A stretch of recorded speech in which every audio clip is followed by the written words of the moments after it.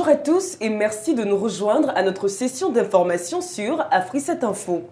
On l'a appris en début de matinée du vendredi 31 octobre, Blaise Compaoré n'est plus président du Burkina Faso. Il a annoncé sa démission au cours d'un communiqué officiel. Le chef d'état-major Traoré Nabéré, lui, a déclaré être à la tête du pays pendant la période de transition, une décision contestée par l'opposition. Pour mieux comprendre ces événements, on reçoit Alex Mokhtar, journaliste à Afri7 Info. Bonjour Alex Mokhtar. Bonjour collègue. Merci d'être avec nous. Avant d'entamer notre discussion avec Alex Mokhtar, nous entrons en contact avec M. Moumouni Prograwah, président de la jeunesse de l'Union pour la renaissance du mouvement sankariste en Côte d'Ivoire. Bonjour M. Moumouni Prograwah. Quelle est la situation au Burkina Faso? Alors, non, ça va, c'est la fête, c'est la joie partout dans toute la ville, dans tout le pays. Donc, c'est vrai que les scènes de pillage continuent, mais on est en train de tout mettre en œuvre pour que ça cesse. À votre avis, le peuple burkinabé croit-il que Traoré Nabéré est l'homme de la situation? Ce n'est pas forcément. C'est vrai que le général Traoré n'est pas l'homme qu'on nous l'a souhaité, nous qui avons fait ça pour opérer notre révolution, mais étant donné que Blaise Compaoré est parti, comment gérer le reste de la situation? Donc on a voulu, on a tiré tout simplement la carte utile. Voilà, mais voilà, c'est l'homme qu'il faut pour... de toute façon, ce général ne va pas avoir les mains libres, il ne va pas travailler tout seul, il va travailler avec la société civile et avec l'opposition. Dans la nomenclature politique actuelle du Burkina Faso, qui est susceptible d'être le futur président? Alors, moi je ne saurais vous le dire, comme vous le dites tantôt, il y a des tractations, officiellement c'est le général Traoré qui gère le pouvoir d'État, comme ça a été annoncé. Donc, mais comme je dis, il y a encore toujours des tractations et les décisions sont en train d'être prises. Avez-vous des informations sur la situation actuelle de Blaise Compaoré? Alors, voilà, à l'heure où nous parlons, je ne sais pas. Ce que nous savons, c'est que la population du Pau s'est mobilisée pour barrer la route pour dire à Blaise Compaoré qu'il ne veut pas le recevoir dans leur ville.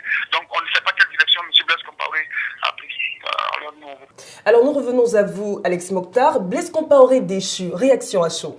Ce qu'on peut en dire, c'est que cette démission de Blaise Compaoré était attendue au vu de la mobilisation monstre dont ont fait preuve les opposants à la réforme de l'article 37 devant permettre à Blaise Compaoré de briguer un second mandat. Il a essayé de résister autant que faire se peut, mais il a été obligé au final de se plier à la pression de la rue et de céder le pouvoir donc. Alors quelles sont les retombées de cette chute sur le pays ? En termes de retombées, on ne peut pas dire qu'elles soient positives ou négatives à l'heure actuelle, car il se déroule en ce moment à Ouagadougou une lutte de pouvoir entre le lieutenant-colonel Zida et le chef d'état-major des armées burkinabé, autoproclamé nouveau président du Burkina Faso en la personne de Traoré Nabéré. Alors que peut être l'incidence de ce quiproquo entre ces deux hommes forts du pays sur la situation sociopolitique du Burkina? Malheureusement, cela ne peut qu'entraîner un enlisement de la crise en ce moment au Burkina Faso qui se retrouve avec deux présidents et cela n'est pas favorable donc à une sortie de crise rapide, je dois dire, pour ce pays-là. Merci à vous, Alex Mokhtar, d'être passé sur notre plateau. Merci pour vos éclaircissements. En bref, l'ex-président ivoirien Laurent Gbagbo comparaîtra mardi 4 novembre devant les juges de la Cour pénale internationale dans le cadre d'une conférence de mise en état. La France et l'Algérie s'unissent dans les affaires. Les deux pays lancent deux sociétés mixtes dans le secteur agro-industriel. Reportage.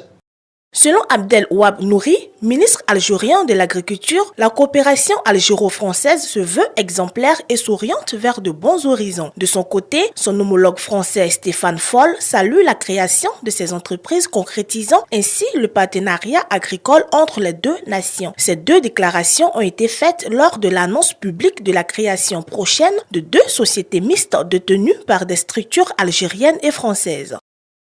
Le meilleur buteur de la Ligue des Champions et ancien attaquant du Real de Madrid est en partance pour un nouveau challenge aux États-Unis.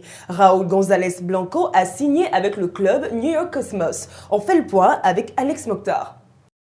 L'ancien capitaine des Merengues âgé de 37 ans, en fin de contrat avec Al Sadd au Qatar, Raúl González Blanco, n'a pas fini de sévir sur le rectangle vert. L'ancien attaquant du Real Madrid, meilleur buteur de l'histoire de la Ligue des Champions avec 71 buts, va poursuivre sa carrière au pays de l'oncle Sam. Dans quelques mois, le New York Cosmos accueillera l'Espagnol pour la saison 2015. L'international espagnol s'est engagé avec le New York Cosmos de D2 américaine avec qui il a signé un contrat dont la durée exacte n'a pas été précisée. À l'issue de sa carrière de joueur, Raúl s'occupera de l'académie du club. Il se dit être heureux heureux de ce nouveau défi et espère apporter toute son expérience au club.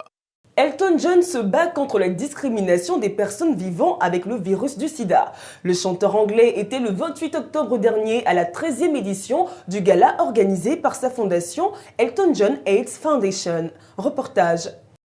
Le chanteur anglais Elton John était ce mardi 28 octobre 2014 à New York, aux États-Unis, pour assister à la 13e édition du gala organisé par sa fondation Elton John AIDS Foundation. Depuis 20 ans, le record britannique est une célébrité engagée dans la lutte contre la discrimination des séropositifs et soutient la recherche pour trouver un médicament contre le sida. Plus de 200 millions de dollars ont été récoltés pour son organisme ces 2 dernières années pour le financement des programmes de soins à travers une cinquantaine de pays africains. Cette soirée caritative qui a lieu chaque année a vu la présence d'une pléiade de stars telles que Brooke Shields, Padma Lakshmi, Kelly Ben Simon. Le 24 octobre dernier, le chanteur s'est associé à l'administration américaine pour lancer un nouveau fonds de 7 millions de dollars destiné aux personnes atteintes du sida. Sandra Bullock vient au secours d'une figurante sur les lieux du tournage de son dernier film. La jeune fille tombée en syncope a reçu les premiers soins de la part de l'actrice de 50 ans. Reportage. La star américaine de 50 ans, Sandra Bullock, a eu un geste digne d'une secouriste sur les lieux d'un tournage de son dernier film Our Brand is Closes. L'actrice a porté secours à l'une des jeunes figurantes tombée dans les pommes sous le coup d'une forte chaleur. Bienveillante, la star oscarisée lui a fourni les premiers soins nécessaires, notamment de l'eau fraîche, un coin d'ombre et est restée auprès de la jeune fille jusqu'à l'arrivée d'une ambulance. Merci Sandra pour ta promptitude. Merci de nous avoir suivis. L'information continue sur notre plateforme.